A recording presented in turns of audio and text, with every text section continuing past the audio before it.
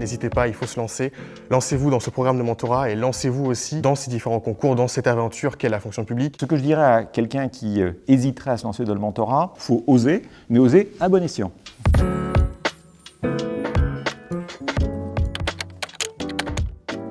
C'est le sens du service public, l'intérêt général, c'est la volonté de donner du sens, un sens vers les autres. Pourquoi est-ce qu'il s'est embarqué dans la galère de voir passer un concours de très haut niveau de la fonction publique?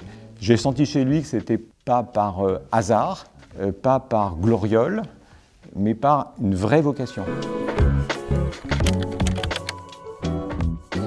L'Accordé, en fait, a étudié nos profils et a cherché à trouver des mentors qui correspondent à nos profils, à nos aspirations professionnelles. Donc avec mon mentor, on se voit une fois par mois pour discuter de moi, de mon parcours, de ce que je suis, de ce que je veux être, de ce que je recherche, de mes objectifs. Le mentorat, ça prend du temps. Moi, j'ai un regret, c'est que j'en fais pas assez. Je suis directeur de cabinet, donc j'ai un peu d'activité. Néanmoins, on y arrive avec Andy, donc j'ai le sentiment que c'est, quand on le veut, c'est toujours possible. Dès le début, j'ai commencé à lui partager ce qui était au fond de moi, mes problèmes en fait. Donc ce syndrome de l'imposteur en fait. J'avais très peur de postuler par exemple à la prépa talent de l'INSP. Finalement, je me suis lancé grâce à ce programme. Il m'a donné confiance dans mon dossier, dans mon CV, ma lettre de motivation, ce que j'avais à mettre en avant. Donc tout cela m'a permis en fait de candidater à cette prépa et d'être admis finalement.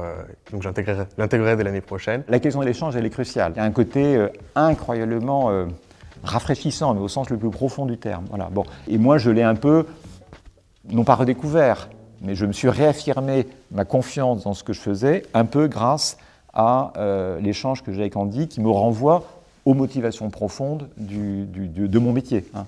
Même si nous restons sur un mode de relation qui se veut et se doit être très professionnel, j'ai un peu le sentiment, pardon, je dis à Andy en le regardant, qu'il y a un petit quelque chose d'amitié qui aussi se développe.